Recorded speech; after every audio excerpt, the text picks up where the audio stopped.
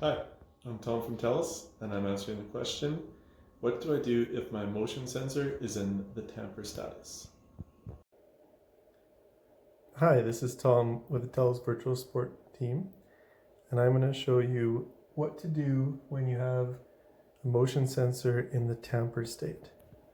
So if you look at the app here, right up at the top, the basement motion detector is in a tamper state.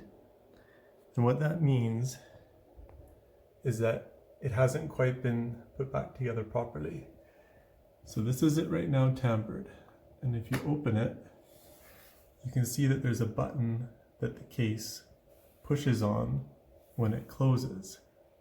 And if the case isn't put on all the way tight,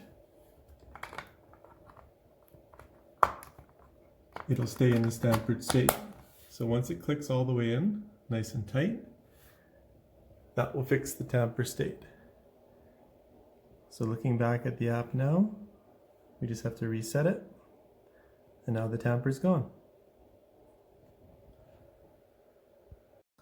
Thanks for watching us at TELUS.